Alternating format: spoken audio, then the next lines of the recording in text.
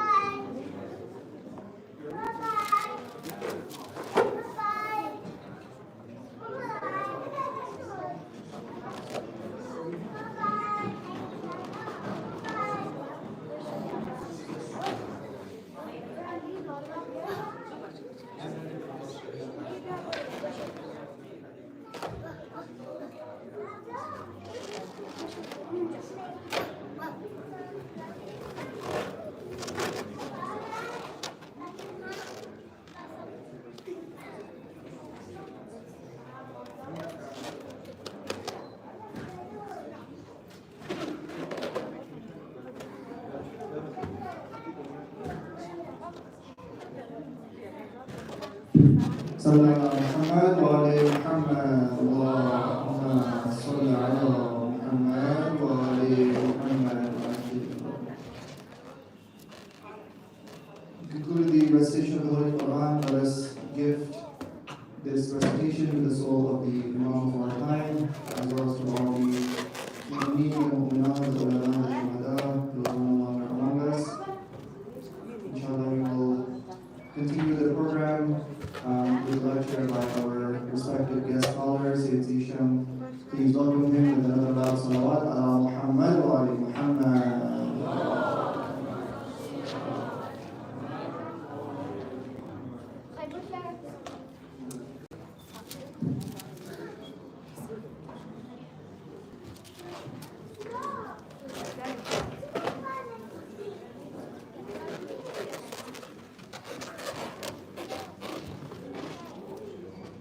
So just to reiterate what the Sayyid mentioned yesterday, if you are in good health and you don't have any back problems, we request you to come join us toward the front, and let's leave the benches for the older brothers and sisters. If I can request the younger brothers to please move forward to the front, inshallah. With salawat ala Muhammad wa ali Muhammad. Come on guys, let's move forward please.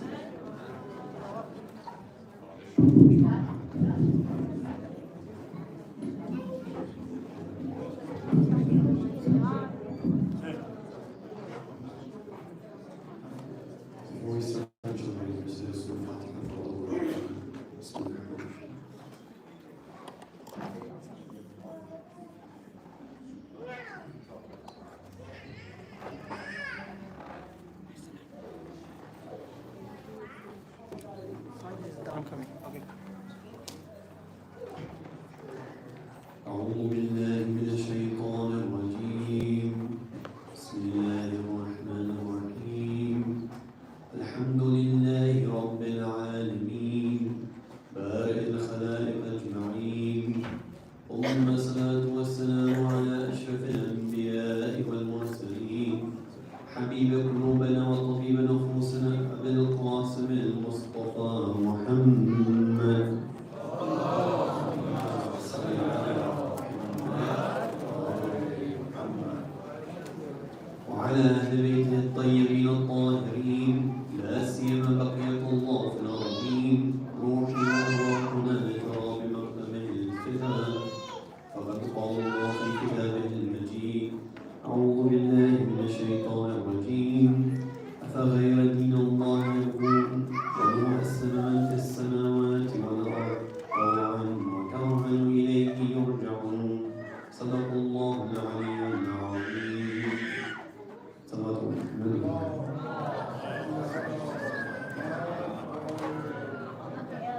the hastening of the reappearance of our Imam, please recite louder salawat.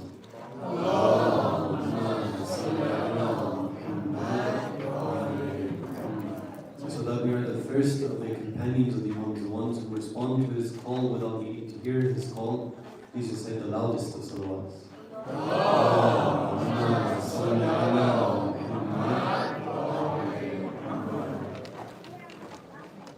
As I said yesterday, it's an honor and it's humbling to be before a group of mu'mineen such as yourselves.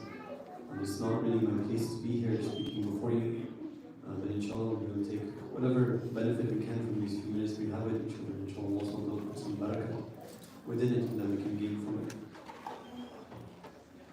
What we talked about yesterday, started to talk about, was this idea that our self-perception, how we view ourselves, changes and forms our goal and purpose in our lives.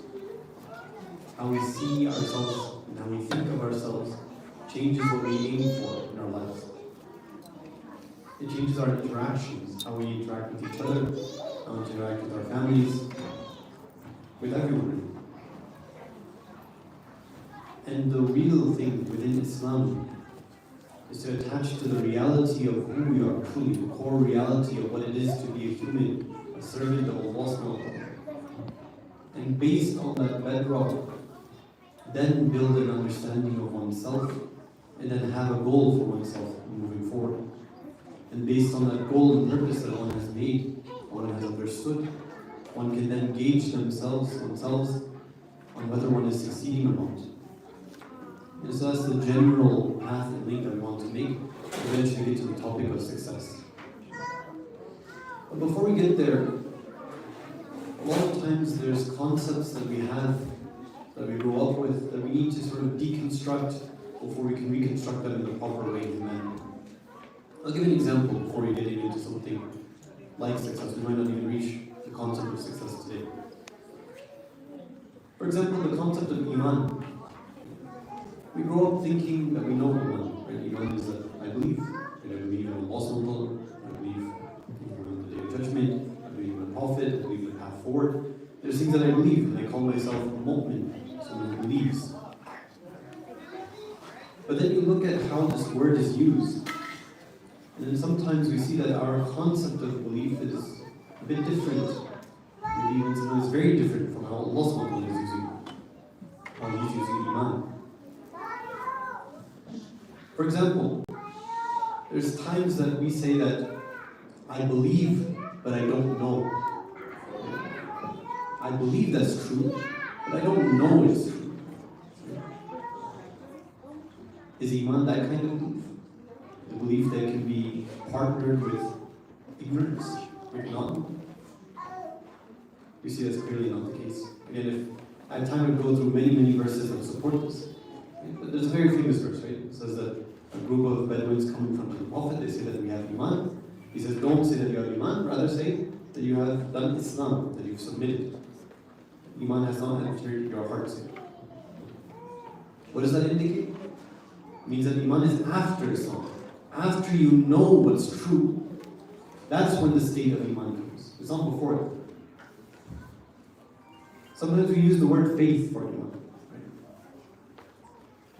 But then it doesn't work that well either. Because in English, you can use the word faith in a lot of different ways. You can say, take a leap of faith. When you take a leap of faith, that means you don't know what's about to happen. You're just hoping, or sort of banking your sort of hopes on something. But you don't know. Is that the faith that we're saying? That's the Iman? It's not the case. So you see that Iman means something very different sometimes than how we conceive of it. You look even in a further aspect.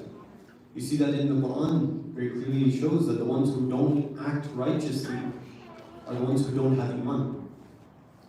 It's not the case that the ones who do amal salih, the ones who do good deeds, are a subsect of the ones who are the mu'min. Rather, they are the mu'min. And one who does not have amal salih are not the mu'min. So we see that Iman is not only just something of the heart and what I've understood and what I believe in, but it's also something that permeates through my actions. Everything that I do either reflects that I have Iman or that I don't. For example, I'll mention this verse specifically because it's a beautiful verse, and because of the night that we're about to approach, it's relevant for us to maybe understand this. The verse in Surah Taha, I believe. It's around verse number 80, something, I remember.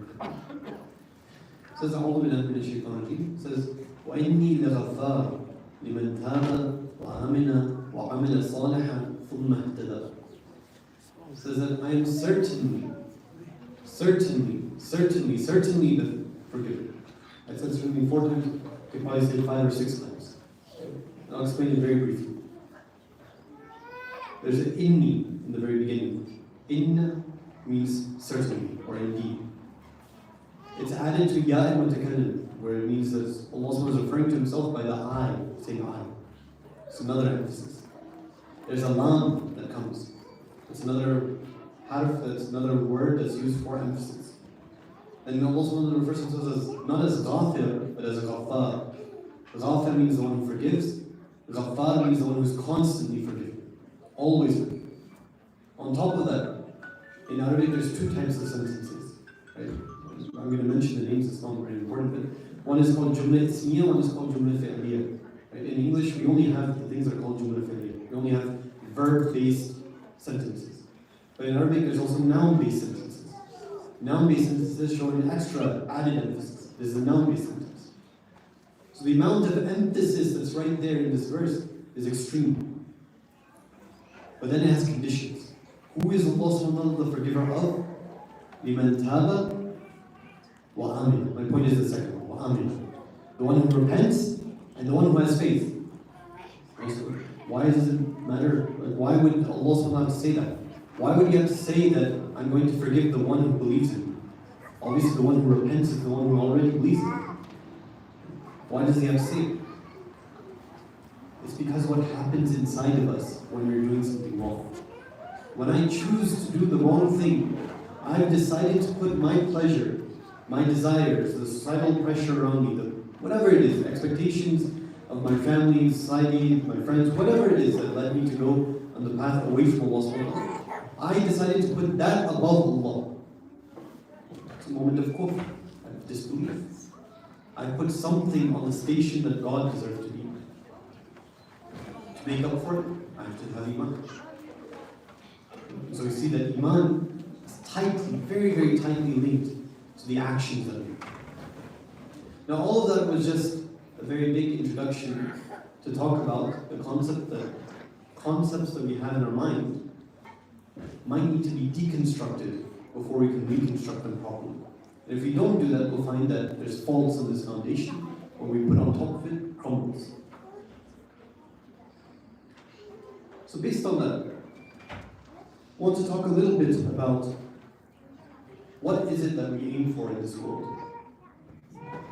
Now it's easy as Muslims, as people who are towing the party line, it's easy for us to say, okay, what we want is qurbat min Allah, we want to reach closest to Allah, proximity to Allah. We know all the good answers, we know all the right answers. Right? It's easy to say them. It's much more difficult to live them, to actually believe them. Just think that, okay, every action that I am having is based on a paradigm of thinking that what will give me the most proximity to Allah. That's something very different than just saying qurbat min Allah. So what is it that stops us? What is it that makes us and drives us to pick something other than that? Well, we have to look around at ourselves. If we look how we live our lives, what we're surrounded with, the glitter and the glory of this world, we see that we're constantly being reinforced with this idea that this world is sufficient. I'll give an example, and especially relevant. I'm giving relevant examples in English because that's my language I'm most comfortable in. So I'm going to give those examples in English. If you were a child in elementary school over here, probably you were faced with a question eventually by some teacher. Says that, what do you want to be when you grow up? It's a very common question. So what do you want to be when you grow up? Now it's funny that the question is what you want to be. It's about you as a person. But the answer that you give is almost always a career. It's work. It's an occupation. Why is it the case that I'm defining myself by my career? As a child, I might not even understand that subtlety between them. It's why, something I just take it as a normal sort of way of talking and asking a question. But we see that those things matter. Those subtleties, those nuances within the language indicate how we think. So when I say, what do you want to be? The answer is an occupation. It's about this world. What I do to gain money, to support myself. Right? None of that is a bad thing. But that shouldn't be what defines me. Right? And you ask anybody, usually they're very, if you ask them overtly, then they're very much agreement with this. You ask them, does your job define you? Most people will say no. Right? Most people will say no. Like, I'm more than my job. I have my relations, I have things outside of me, my religion, whatever. Even if someone's not religious, they probably will define themselves based on their job. And they'll find that maybe even insulting to be defined by their job. But why is it that like in our language? Now, if this is something that's there and sinks in, it seeps into our language, it adjusts how we look at the world around us. I don't really have time for this, but I'll do it anyway. So just right now, a few days ago when I was entering the United States, I was stopped at the border in the airport. From Iran means that you're always going to be stopped at the border. So I was stopped at the border, and the initial person who sort of scans your passport and asks you, where you've been, where you've passed country. I knew that that wasn't going to be the end of it. I was going to be taken, to the sort of more detailed interrogation, because immediately you scan my passport and you put it in an envelope. So that was the start of the sort of good signs to come. But anyway, he asked a very interesting question to me.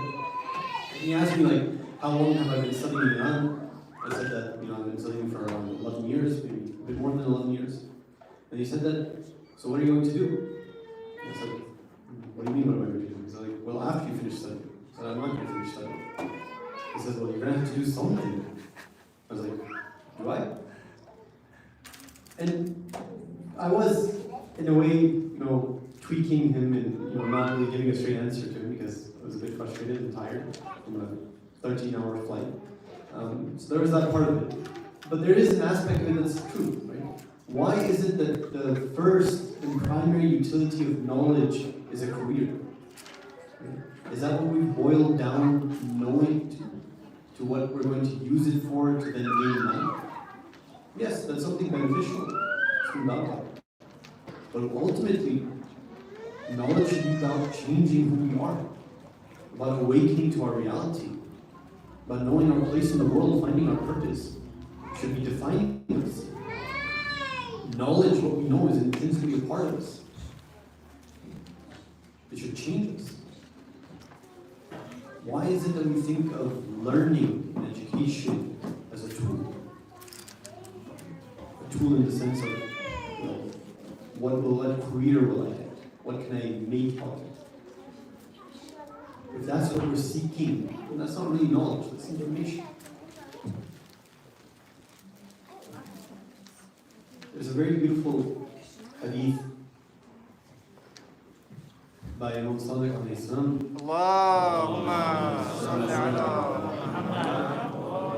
Muhammad. Where he's asked about the intellect. He says, what is the intellect? What is this aql?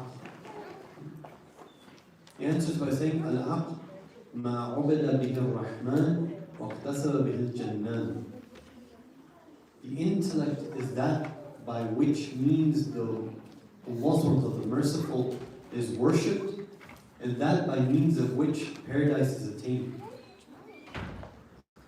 What that means is that I could be the one with the most amount of PhDs, the most number of acronyms and letters after my name and titles, but if I don't believe in Allah, then I'm without an intellect. I'm devoid of an intellect. My faculties and my intellect are not there. That's easy to say. It's much more difficult to believe. It implies things. It implies that as a parent looking after their children, the thing that they would want to sort of safeguard and maintain and make sure will happen for their children is that they believe in Allah subhanahu wa ta'ala. Whether they get a PhD or not, whether they become a doctor or engineer or not, whatever occupation, doesn't really matter. What matters to them is that they believe in Allah. Everything else is secondary. Unfortunately, we see sometimes it's the other way around. That the job, the great opportunities that are said are, maybe the land of opportunities, the American dream, right? That's what maybe many of our parents came here for. Maybe some of ourselves came here for. I think that's what's most important. If I have that, then I can add religion afterwards. Right? I can save myself afterwards. That's not how it works. Because I have limited time, I'm going to just switch gears very slightly. Sometimes in order to understand this concept of how we can be trapped by this world, it's useful to look at the opposite. An example of people who aren't trapped by this world, or who were trapped, better yet, but they were trapped and then they changed. By accepting Allah, by accepting a belief in Allah, they changed, not a minor change, they changed radically. They revolutionized themselves. Who they are is completely different than who they were a second ago. It's an example that's given in the Quran. In 3 different places in the Quran, it mentions the story of the magicians in the court of Pharaoh. I'm not going to go through all the details of the different verses, but it's something beautiful to look at. If you ever have time, look at how the Quran in different places says the same story, but in slightly different ways. In one place it'll add an introduction that's not in another place. In another place it'll add a conclusion that's not in another place. There'll be some details added, some details subtracted. It's very beautiful.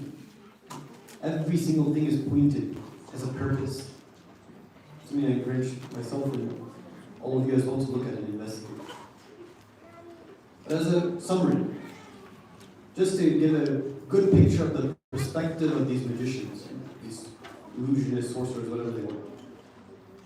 They went to Pharaoh and they asked him, like, what's in it for us? You want us to compete with Musa? What's in it for us? We want something to benefit from us. Pharaoh says that don't worry, you do this, you'll be amongst my close people. You'll be of the close people to me. And they thought, that's great. What could be better than me? Close people of Pharaoh. In another place in the Quran, right before they start the contest, they say, we will win by the might of Pharaoh. Somehow, somewhat similar to how we say, inshallah. They say, by the might of Pharaoh will win. It shows the perspective. They're saying that Pharaoh is a superpower. Everything is in his hands. And what happens? The contest happens. Hazrat Musa throws his staff. They throw their things, and they get defeated. Immediately, as soon as they recognize that they've been defeated, they fall down in prostration, they say, we believe in the Lord of Harun. Pharaoh is confused. He says, did I give you permission to believe? How did you, believe before I gave you permission? Another place he says, like, is Musa like your teacher? Was he your secret teacher that taught you all of this stuff, and that's why this was all like planned from advance? It's in the Quran. Then he starts threatening them. He says, I'm going to crucify you. Not only crucify you, I'm going to cut your limbs off from opposite ends. And what they respond? These same people who just a second ago were asking, what's in it for us? We want something, some material gain. They say, "Taqdi ma anta qad." Do what you want. Whatever you want to do is only in this world. Whatever you want to do. Now that the reality has been made clear to us, you can do whatever you want. It's not going to change us. That's a shift in paradigm. We have to search for a similar shift within ourselves. Yes, it's true. Many of us, most of us, perhaps were born Muslims.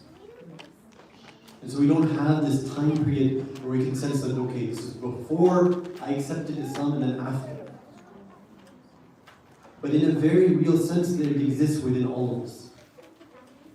As a child, we don't understand what we're saying. We don't understand the tenets of what we're talking about. We have some very abstract, vague understanding.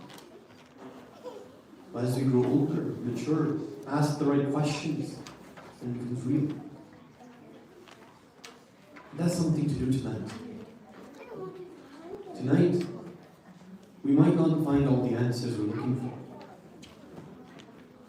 But what we can do, and what we should do, is to have at least a moment of privacy within ourselves, between us and Allah subhanahu wa ta'ala, to introspect and to start asking the right questions. If we never start to ask the right questions, we cannot get the right answer. Yes, Islam is the answer, but the answer it provides is not meaningful unless I've asked the right question. If I haven't asked myself, how does Islam define me?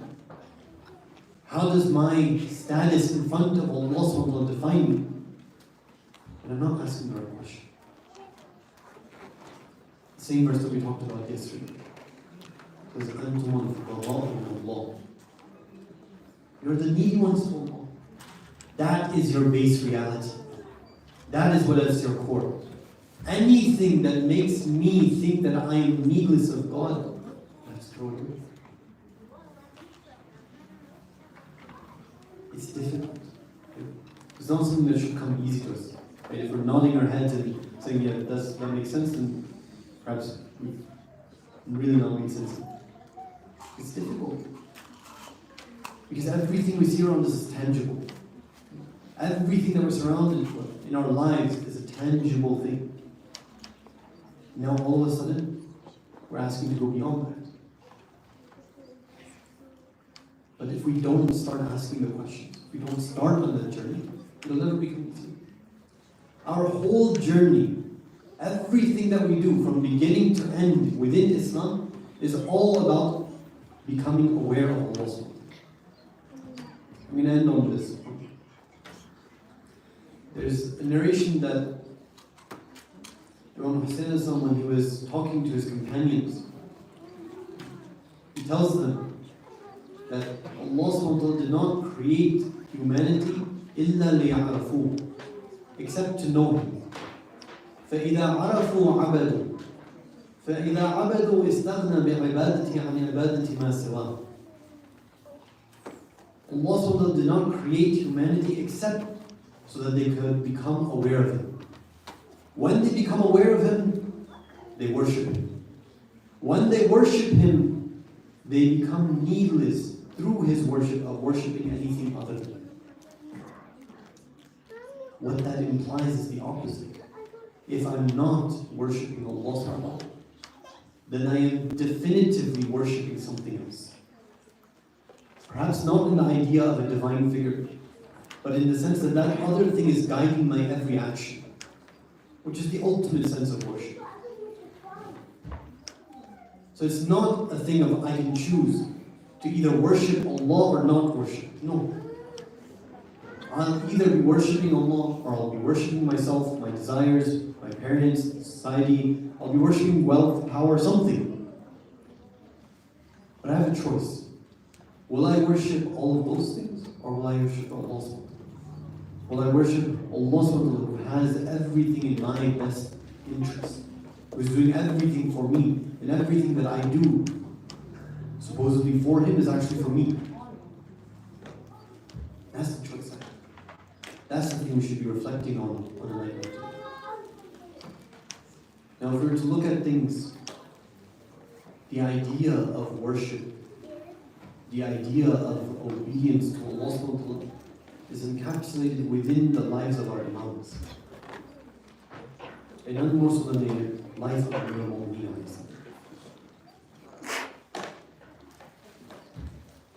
This night is the night of remembrance of Imam al-Mu'min. Inshallah, we'll mention a few words of musibah.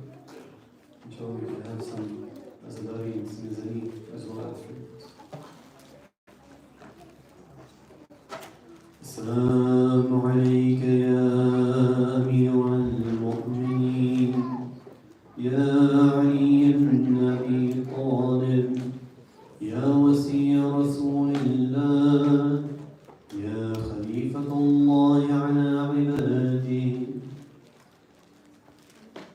Dear brothers and sisters, let's take our hearts to Najaf, to the shrine of Amir al-Mu'mineen alayhi salam. Anyone who has gone to Najaf finds themselves somehow at peace in that place. It always feels like the touch of a father of his child, the embrace of a father, the comfort, the support. But if you look in Amir al-Mu'mineen's life, you see he truly deserved the title of Awwal al-Mazloom. There was a time when Amir al-Mu'mineen went out into the wilderness. Maytham al-Damar accompanied him. Amir al-Mu'mineen, is narrated, said to Maytham, "Don't come past this line in the sand. I'll be back." Some time passes, perhaps a few hours pass, Maytham becomes worried. Maybe someone has attacked Amir al-Mu'mineen. Maybe some wild animal has attacked him. He goes forward and starts searching for him. He sees Amir al-Mu'mineen is by a well, crying and wailing into a well. When Amir al-Mu'mineen sees him, he asks him, "What did you hear?" He tells him what he heard. He says, "Ya Maytham, after Zahra, I have no one to eat. I have no one to seek food."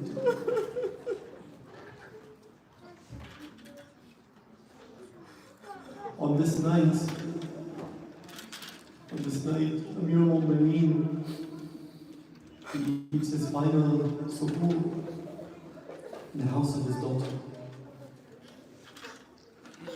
When he goes towards the masjid, there's narration that even the birds were trying to stop him from going on his path.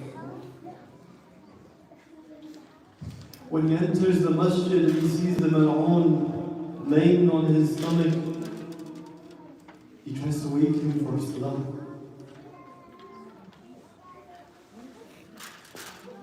When Amir al-Mu'mineen is in sajda,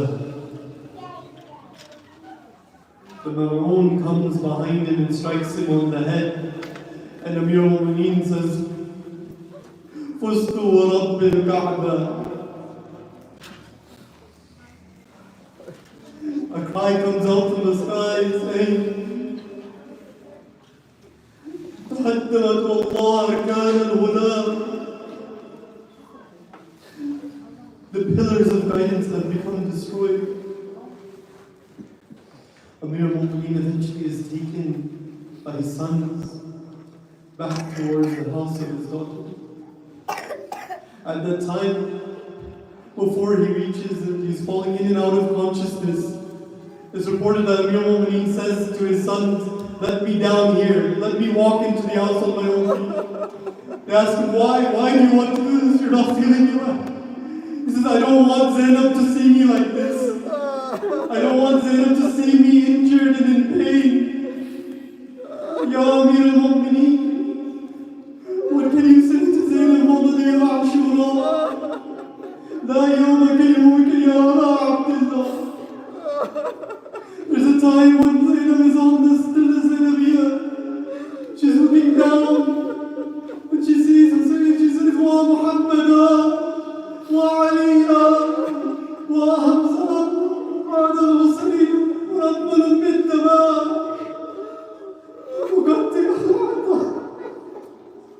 This is Hussein, covered in blood, his limbs cut. على لعنة الله على القوم الظالمين وسيعلم الذين ظلموا أي منقلب ينقلبون.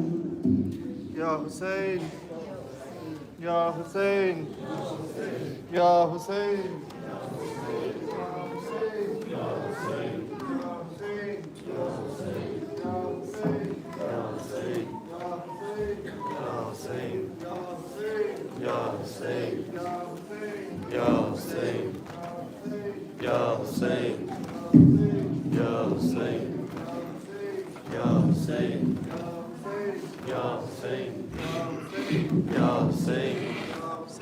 Ya Hussein.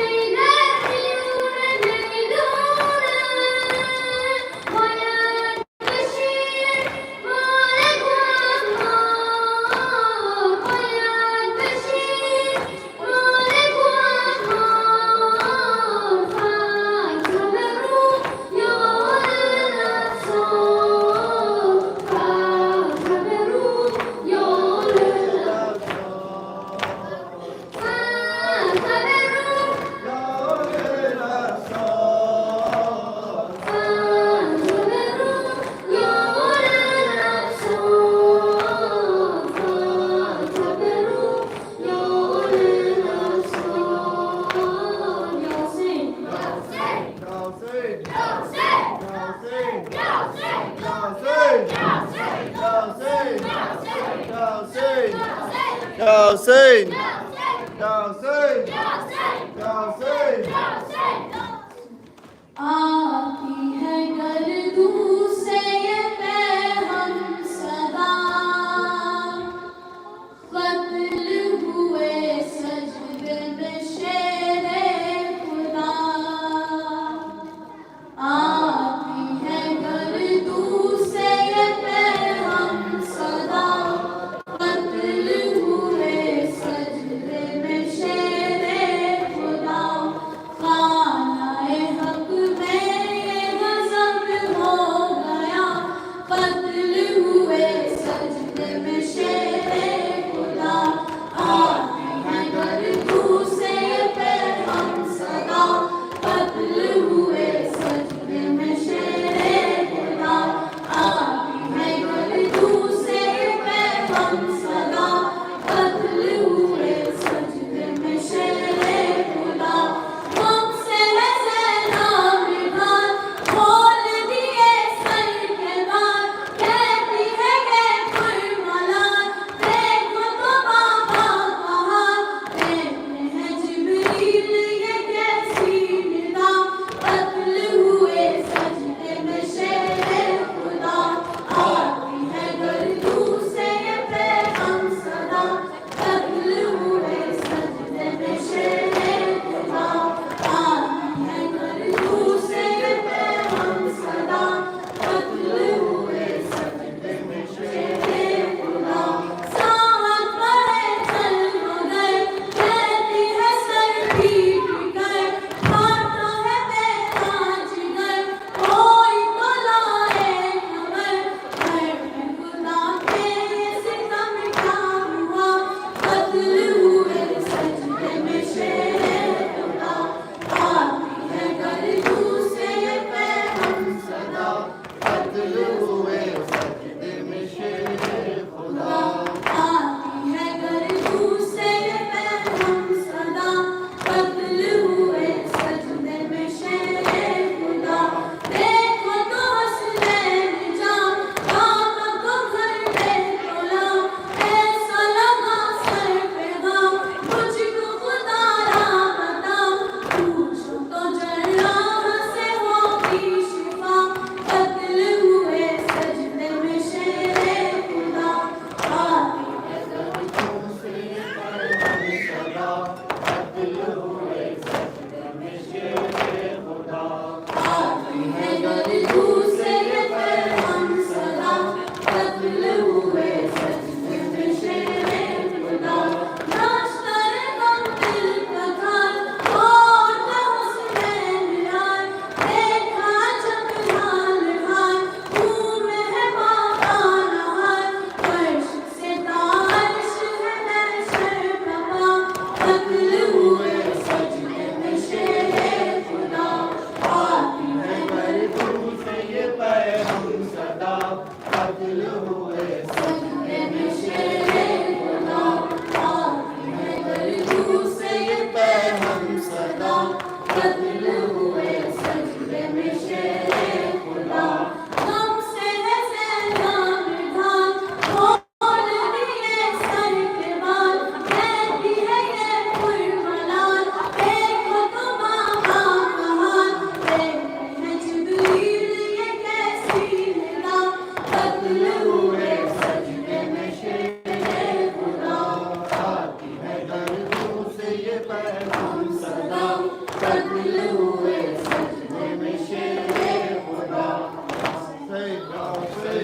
Hussein, Ya Hussein, Ya Hussein, Ya Hussein, Ya Hussein, Ya Hussein, Ya Hussein, Ya Hussein, या हुसैन, या हुसैन, या हुसैन। هيدر هيدر أحمد الآخر هيدر هيدر هيدر أحمد الآخر هيدر هيدر هيدر صاحب الكوثر هيدر هيدر هيدر المظلوم القاتل هيدر هيدر أحمد الآخر هيدر هيدر هيدر صاحب الكوثر هيدر هيدر هيدر المظلوم القاتل هيدر هيدر قاتل خيبر هيدر افتاد